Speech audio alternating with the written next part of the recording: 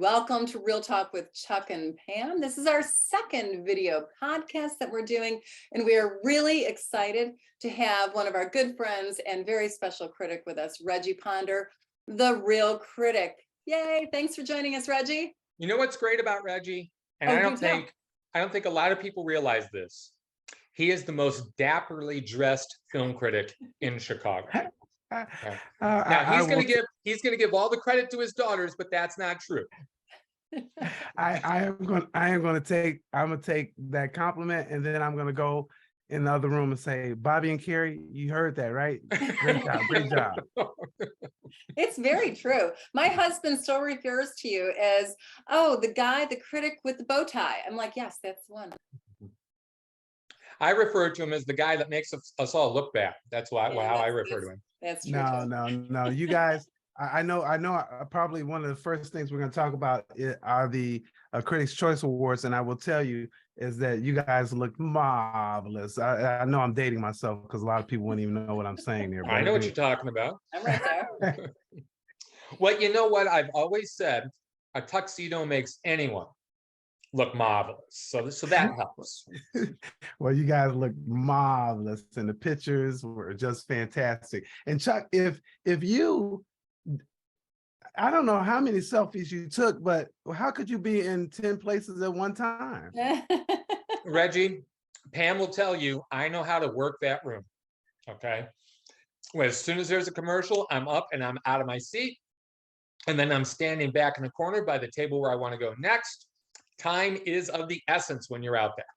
And you know what? Next year, he's going to wear a pair of heels like I did this year.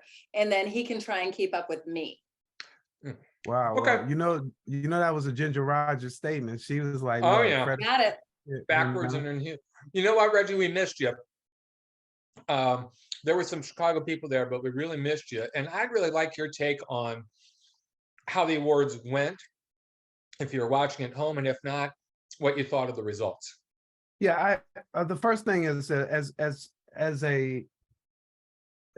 you can tell that our organization is strapped for cash, and you can even tell that you can tell that from the comments that a lot of people were giving. Why are you giving out 2 awards? How come how come the show can't be longer? Why wouldn't you do it 2 days? Why would you do television and film on the same day? And even I'm forgetting which one of the presenters made a joke about, the CW and why I was on the CW and why we were giving out a couple of awards. So some of those things did seem a little bit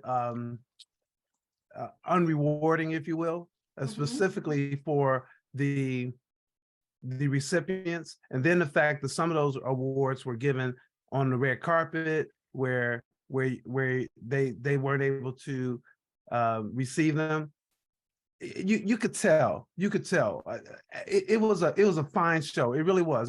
It's fine all the way around. But those are some things that you would like to be a little bit smoother and to give the people their just due. Calling 2 people up at one time, I do think is a little bit tough. Okay, that's an interesting take, and the only time I've watched it from my home is when it was during COVID and they didn't have anyone there. So interesting take on that. Thank you for sharing that. And one of those instances that specifically comes to mind is, let me see if I can think of her name off the top of my head. And of course I cannot. Cheryl Lee Ralph, I think is her name, from Abbott Elementary, had this empowering and really bold speech. And then it was followed by Henry Winkler, and he had a tough time keeping up with that. Absolutely. That kind of pairing, I just think it's a little bit tough. I think as we go on, you can work, you can work through that. But you just could tell some of those production things that we were just trying to get in as much as possible. And because I was manning Twitter, that the comments about maybe having TV and the movies separate, that was an interesting comment that maybe said, oh, I didn't think of that, but that might be something that we might want to consider at some point. Well, I think the CCA has always been guilty of trying to give out too many awards. Um, when you look at our list is longer than the Golden Globes, and they do TV and movies as well. And I know why they do that. They do that so more people will come and hopefully more people will tune in. So yeah, that is a problem. But it's kind of ironic. Pam and I were talking to, of all people, Baz Luhrmann, the director of Elvis, and he, volunteered. He said, "Oh, he said this show is crackling. It's crackling." He said, because he had directed the Oscars, and he said, it's really rough to keep things moving. You have peaks and valleys. He says, and I'll never forget this. This one's crackling. He said, so if he was happy with it, I'm thinking, well, this guy knows what he's talking about. The thing though, and then I know we have to move on to some other stuff, is that the thing though, Chuck, is that the audience are really the king. So if they're not saying it's crackling, that's what we need to listen to. We really need to listen to, and really for me it worked. The show worked, but I was really manning the comments on Twitter and Facebook, and there was a lot of comments about things that we just talked about, the two awards, the awards that are on the carpet, maybe it's too many awards, some of the stuff that you talked about. So just some things that if we don't change it, to at least have heard it, and not just but to have really heard it. Right. I think that's really important to continually improve each and every year too. I mean, if you don't hear what everyone's saying, because it's a different experience, experiencing it on the television versus being there in the room. So two totally different experiences. So Reggie, tell me, what were some of the highlights that you saw, or maybe some surprises in some of the winners? Well, I wanted everything, everywhere, at once, at second, at third, at whatever, to win whatever it could win. I was really impressed by that film. I'm sorry, Chuck. I liked it. I liked it, Chuck. I liked it. So I was happy that it won Best Picture. I also liked the RRR. I like the all the cultural aspects of that, and what it says to me. Let me say some of the reasons that I like both of those films is that it says that people are recognizing that other cultures can make good films, and people can still enjoy them without having to be of that culture. And so I particularly like those two films having won some awards. I could not see. I saw how Kate Blanchett was going to win for Tar, because she was absolutely phenomenal. There's a scene in that movie where she has a soliloquy, and she had me at hello. I was like, she's so good. But her speech about why are we doing this, then give me the award back. Are you going to give it back? If you get the Oscar, are you going to give it back? So I saw an article today in which someone raised that very point. It's rather disingenuous to criticize, but then accept. So we'll see what happens here in about a month and a half if that situation comes up. Right. Yeah. So those are the couple of things on the top of my head. I love Abbott Elementary. I don't know if you guys have seen it. Have you seen Abbott Elementary? Huge fan. That was one of the highlights of my night, is to go over and talk to the cast, everyone in this amazing and smart, quick-paced, really kind of delves into, I used to work in the Chicago public school systems. Chuck is in the school systems right now. I find it to be a very smart series, and to go and talk with them and say, my daughter is going in to teach in a middle school next year. They said, good luck. And so I think you both know that my sister is one of my sisters. I have 10 brothers and sisters, but one of my sisters is a teacher in the Chicago public school system, and she just won the Golden Apple. So wow, congratulations. That's great. What is her name? Give a shout out to her. Sharon Ponder Ballard, and she is teaching at Inglewood STEM High School. Wow, congratulations. Good That's deal. Fantastic. Well done. Thank you very much to your sister for giving to our public school system. That's amazing. Yeah. Thank you, everybody who does that, because that is a hard job. I've tried that too. So that's a hard job. Any other standouts to you, Chuck, or to you, Reggie? What do you think? Yeah, I want to hear Chuck. You were in the room. You were in the room. Was there something that when you saw it, you was like, yes? No, I was disappointed throughout the entire evening. Nobody got anything right, for Christ's sake. Okay, so best actor, who did you want? Farrell. I want to, that the way you feel about Everything Everywhere All at Once, I feel about Banshees. I thought that was the best film, and I wanted to see it run the table, and it didn't. You know, my problem with our organization, and Pam and I have talked about this before, is that we always do the same thing. We nominate the same films that everyone else does. We never put anything that is really good that people should see in the spotlight. We never take a chance like that. And I think that's what we should be doing as critics. Yeah, I would love okay, you're that. going to go see Elvis, which is great. You're going to go see everything. That's great. But hey, have you heard about this movie, Emily the Criminal? You may want to look at this. And that's the type of thing that we should be nominating and recognizing to draw more attention to. I always thought that was the main job of a critic. And we don't do that. And that's always disappointed me. I've been in this thing 10 years. And the only time they've gotten it right, as far as I was concerned, was last year when they gave it to Power of the Dog. And I know Okay. you're laughing at me, Pam. I'm not. But I'm right there with you. I look at my top 10 list. It is a very eclectic list of best films, as is yours. And I totally agree with you. I think we do need to reach out and look at these other films that are out there that do fall under the radar and people don't know about them. And we get access to everything, and we get access early. And I think that is our job, is to let people know what else is out there besides the big ones. And I have to say, I don't think Everything Everywhere All at Once was a biggie. I think it was a really small budget film. No? right, but it took off. It did It take took off. off. And It that took to off. me is fantastic. I got to tell you, I didn't go see it because it was the Daniels that wrote and directed it, and I didn't like Swiss Army Man. I'm sorry, Miranda Bailey. I love your work, but that one I did not love. And so I didn't go see this one in the theater when they had the screenings. I'm like, I'm not going to that one. And then I saw it on a plane trip out to LA. I laughed my ass off. It was hilarious. A little long maybe, but man, it was unique. It was genuine. It was a mother-daughter story. Okay, you got me at mother-daughter. I'm there. I loved it. Okay, Chuck, no response, huh? Good for you. We love what we love. We do, But and but that's that's good. that's the beauty. That is really the beauty of this, is that it really is about our experiences, our tastes. We bring everything that we have to it. And I know that there are some critics who look at all the technical aspects and try to dissect the film technically, and I read those critics, and that's not me. I look at a film and see, did it move me?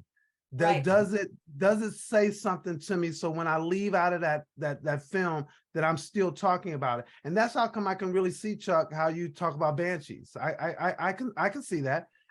It was one of those movies. Tar moved me. For me, I thought Kate just killed it, even though I didn't understand it all, by the way.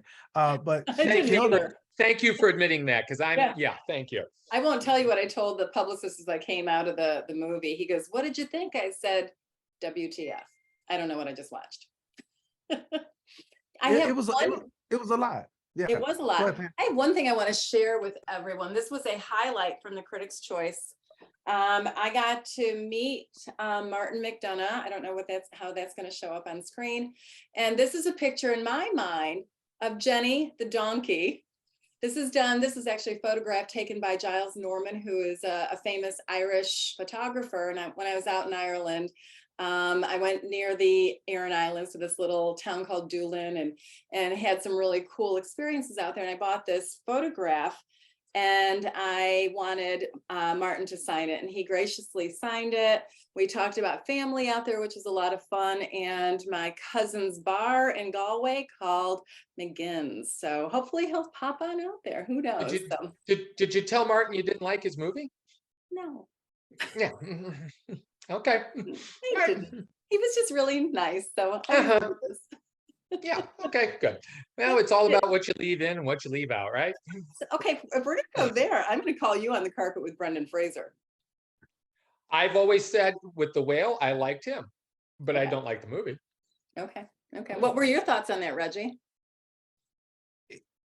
I, it was a middle movie for me. One of Okay. those like, okay. I didn't dislike it. I don't know, Chuck, are you saying you disliked it? I disliked it. I'm in the Okay. middle too. You watch it for him, but there's too many problems with the story that don't make any sense and don't hold water. Yeah, a lot of folks are and people in the heavy or I don't want to say fat, but a lot Obese. of folks obese, thank you. Are there's a lot of folks who are having a problem with it, and we've been having a discussion about that. We watched it as a family, so having Okay. a discussion about that as well. Let's go ahead. I mean, I'm sure we could probably talk about lots of different topics for a long period of time, but I really want to get to some of the reviews. We're going to take a look at 3 different movies, hopefully. And the first one I'd like to talk about is A Man Called Otto. Reggie, you got a smile on your face as I say that. Tell me what your thoughts, tell our audience a little bit about the movie and what your thoughts were. Yeah, so this film is about a man called Otto who Wow. is and he is disenchanted with life. His wife has gone on and passed away, and he just can't seem to figure out how to go on. So he's thinking about ending his life and going and joining her. And unfortunately, life gets in the way of your best plans. Every time he plans something, it just doesn't work out exactly. And particularly, he has some neighbors who move across the street. And the woman is named Marisol. She is very intrusive in his life. She comes over, she comes over, she comes over, and she comes over. And he does not like it one little bit, says Sam I am. If I so it's a cute movie. It's a cute movie that if you this for me is a streaming film. It's like if I watched it at home, it'd be like great. But would this be a film that I would run out and go see at the theater? Probably not. Not even probably not. I wouldn't run out and go see it. Did I enjoy finding out what happened to this man called Otto? I did, because in the beginning, I didn't like anything that was happening there. I didn't like him. I didn't like the narrative. I was like, okay, how long am I going to stay with this? And as they unfold it, the Marisol character really brings a lot of richness to the movie, in my opinion, and it makes it work. The two of them going back and forth makes it work. I think Tom Hanks always does a solid job with his characters. The question is this a movie that you needed, that you really felt like, man, I love it. I liked it as a matinee movie at best. I pay half price to see it at the theater, but I'd probably stay at home and watch this one. Well, it's interesting you say that. I know it's done very well at the theater, all things considered. Personally, I don't care what it takes to get people to the theater. I want them to go, because that whole experience is in trouble right now. And if it takes this, I mean, that Otto speaks to a section of the audience that is often overlooked and hasn't gone back to the theaters since COVID. But they're seeing that they will go back, and I'm sure it has everything to do with Hanks. Yeah. There's not a single surprise in this movie, and I was fine with it. I was fine with it because, I think it caught me in, I'm tired of so much of the bad news that we hear. I'm really tired of it. And I needed that. I needed this. I needed this simple message. I needed to be reminded how powerful an act of kindness can be. I needed a piece of corny Frank Capra crap. I needed that. And this filled that for me. So I enjoyed it much more than I thought I would. But again, like you say, Hanks is solid most all the time. I enjoyed it more than I wanted to. And You fought it. You know what? I really struggle when we have American remakes of great foreign flicks. So I was not looking forward to this one. Tom Hanks, of course, calls you in. Although I have to say, I just didn't buy him as the cranky old curmudgeon in the beginning. He he doesn't embody that to me. Once he softened up a little bit, once he, was ingratiated into Marisol's life, he became more of a character that I think Hanks can embody. I didn't buy him in the beginning though. And then by the end, yeah, I was crying. I was engaged. It was wonderful by the end. And that almost made me angry that I liked it so much at the end. The beginning though, not so much. It was a fine movie. It was a fine performance. Everything was fine. Was it great? Yeah, No, if I fine. can, if I can, I do want to say that I shared a tear as well. At the end, that whole part of the end there, it was really sweet, and there's just a lot of stuff happening there. His what this movie said to me is that your life matters. Yes. And so I think that's always a great message. I'm just saying that if is this a run out and go see it to me at the theater, it's not. But would you? I think a lot of people are going to feel like both of you said, "Hey, I enjoyed it more than I thought I would," because I did too. I enjoyed it more than I thought I would as well. It's interesting you say that your life matters. That's exactly the title of that actually my editor chose for my newspaper review is everyone does matter. That's an important message, especially right now. So let's go ahead. What's next, Chuckster? What are we going to talk about next? You want to go to Alice, darling, or you want to go to Women Talking? Oh, Jesus. Let's go to Alice Darling. Alice Darling is a small movie starring Anna Kendrick and produced by Anna Kendrick as well. I read an article that popped up on my feed today, an interview in Rolling Stone with her. Apparently, some of her own experiences mirror what happens to Alice in the movie. This apparently was a coincidence. It wasn't as though she commissioned this script. But in the interview, she said that she had gotten out of a relationship that was similar to this. The script came her way, and she was stunned by the similarities. I like this movie. It's short. It's 90 minutes, and I thought that it really got to the point. She plays a woman named Alice, obviously, kind of like Otto, yeah, it's pretty obvious. And Alice seems to have it together on the outside, but there is a lot of turmoil with her. She has a very manipulative boyfriend, guy by the name of Simon, an artist, a very self-important artist who wants to know where she is at all times.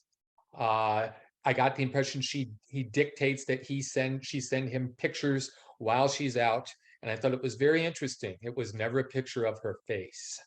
It's a picture of her body, as though she has no identity whatsoever. And she knows she's in a bad way. Dictates what she eats, how she thinks. She gets away with her girlfriends for a weekend to celebrate one of her friends' birthdays, and she has to lie in order to go do this. Doesn't want to tell him the truth. It becomes obvious to the two friends that she's in trouble, even though she won't admit it. She may be there physically with her friends, but her mind is elsewhere, always wondering, always worried about whether she's going to get caught, if she's doing the right thing. It is gaslighting to the nth degree. And then we have an interesting little turn in the last half hour when Simon figures out what's going on, and he shows up at the cabin where the women are at. Now, I don't want it to make it sound like it becomes a horror film, because it does not. I thought it really stayed true to what was going on. This is a really heavy emotional film, and I didn't think it played cheap at all with what happened. Everything proceeded in a very logical manner, and I liked that, and I loved the strength that was shown by that. And Kendrick, boy, you can tell. I didn't realize she had this in her background, and it must have helped, and it must have been very traumatic for her, because you can tell she's frightened throughout, and the strength that she has to find, I think, is really hard won. Not a movie that I would say I would like. It wasn't a pleasant experience, but definitely a movie I admired. Interesting. How about you, Reggie?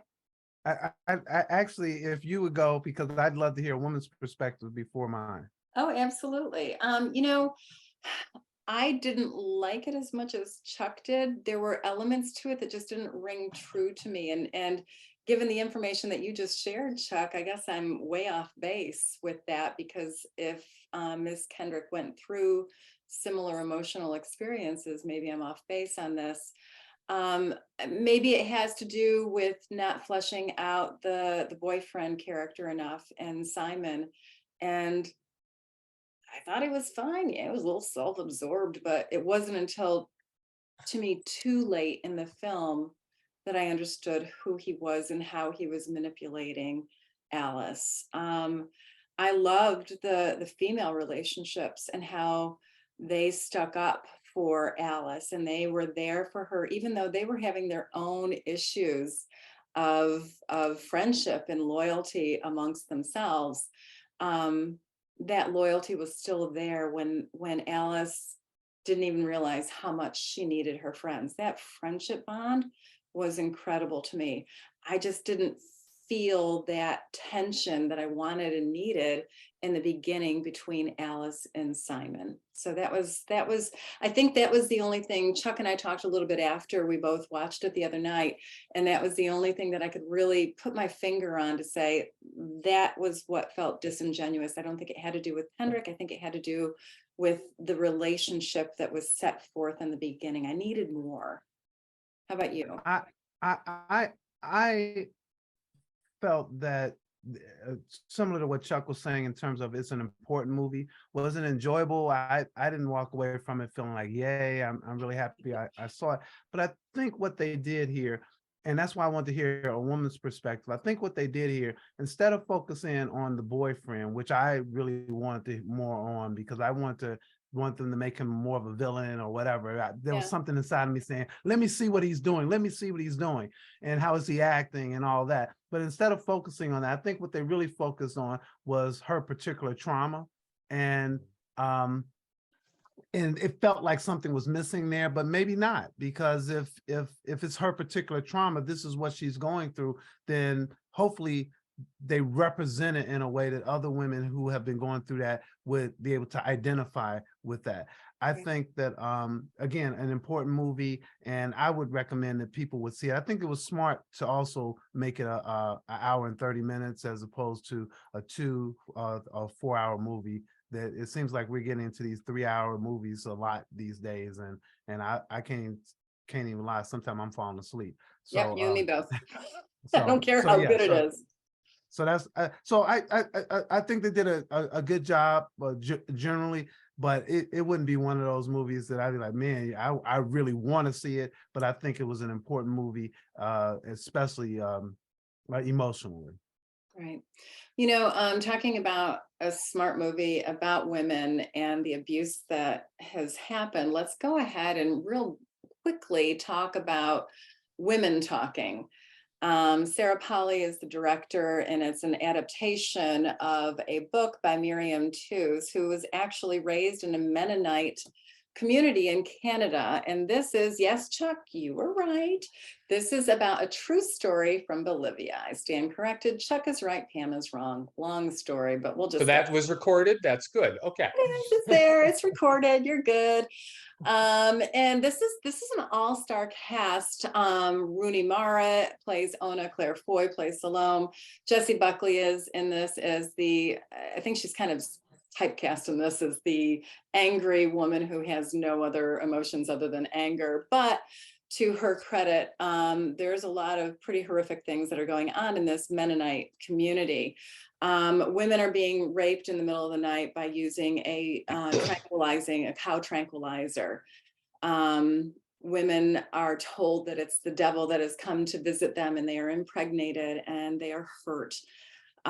This is one of the most atrocious acts of violence I could possibly imagine. When they finally figure out what has happened, someone is caught in the act of doing this, and a 3-year-old has been raped. This is above and beyond what could possibly be imagined. And these women, a small portion of them, meet in a barn and discuss their options. They cannot read, they cannot write. They begin a democracy amongst themselves to vote as to what they should do. Do they stay and forgive like they're told to do? Do they leave, or do they stay and fight? And it comes down to basically a debate among the women as to what they should do as they articulate the pros and cons of everything. This is an incredibly smart and moving film about the women, their rights, and how they have been unseen and unvalidated for their entire lives. Incredible performances. And within this, believe it or not, there's actually some humor. Within this, there's actually a very sweet love story between Ona, Rooney Mara's character, and Ben Wishaw's character of August, who comes back to take the notes of everything that is happening during this debate. Really brings up a lot of important questions about religion, about the patriarchy, and about how the two are intertwined, and what rights do women have, and what should be done to the men who violate our rights. And yes, there are a lot of parallel lines here between what has happened in Hollywood and what happens still today, and lots of different situations, as well as this took place in Bolivia in 2011, 2012, I believe it was. So it is loosely based on a true story. And I think that the novelist, Miriam Toews, does a great job of bringing her own experience and knowledge base of that Mennonite community into the story, to be able to give us a really, I thought, riveting story that I was on the edge of my seat for the entire time. Reggie, let's hear you. I think we only have a couple minutes left. I could do mine short. I think that you laid it out very, very well. I think this is a very important movie and a very well done movie. It says women talking and they're saying something. They're not just babbling. This is not women chit chatting. The discussion is so riveting that and so smart about all these different options. And when you say typecast, one person being typecast as the mean, you needed that person. You needed somebody who says, all I want to do is just get revenge. I just want, and you need somebody else to say, well, wait, let me have a little bit of reason. And then you need somebody else saying, I don't know, I'm kind of on the fence. I think that they did a really good job with this movie. And then when you throw in this whole issue of the love story, throw a man in the middle of it was very, very smart, because when he starts to talk, they be like, wait, you don't have any say so here. You don't get the talk here. This is women talking. I don't know if you saw the title. Oh, he's in the movie. I don't know if you saw the title of the movie, but it's called Women Talking. This is an important film. It's a must-see film, and they did a really, really great job. Very good. Chuck, real quickly, you want to throw your 2 cents into this? Bored me to tears. Oh, Chucky. Okay, good enough for you. Reggie, let's Okay, well, you just don't want to hear something. Nope, Okay, nope. I want to hear what that's fine. want to hear what you have to say. Go ahead. And I have a problem the fact that I have a problem with the switching of this from Bolivia to an American Mennonite location. I mean, they needed to be a bit more upfront with that. That strikes me as a little bit disingenuous. I know what they're saying. I know it's serving as a metaphor for everything else that's going on, but that leaves a bad taste in my mouth. There's one younger character who says, "You guys are just talking and talking and talking. Do something," and that's how I felt. So sorry, I guess it just hit me on the wrong day. All good, all good. You liked Banshees, I liked women talking. Reggie, before we leave, I want you to tell everyone, where can they read you? How can they listen to your podcast and interact with you? Well, great. Thank you for that. I am Reggie Ponder, the Reel Critic. So that's at the Reel Critic, REEL, just like the title of your show. And you can find me on Twitter, Instagram, and YouTube with that. You can listen to me every Friday on Vocalo Radio, which is 91.1 FM. You can also download the app and listen to that anywhere, and I'll be on talking about movies. And then I also write for the Garfield Londell Voice as well. So that would be that. Thank you so much. Thank you guys for having me. I really appreciate it. It's always wonderful to chat with you, and thank you for bringing your insight and your knowledge into our film discussion. We really appreciate it. And I hope you'll come back. I will come back, but I'm just hoping that maybe Chuck and I will agree on a movie. So I hope one day that'll happen for me. What I'm going to do is I'm going to call him first and say, "Hey, Chuck, did you like that movie?" He said, "Yeah." I said, "Okay, I'll come on for that. I'll come." Okay, all right. Well, this is a revelation because I'm learning things about you. So this is good. Very good. Reggie Ponder, the Reel Critic, thank you for joining us. Chuck, good to see you. Thanks for tuning in, everybody, to Real Talk with Chuck and Pam.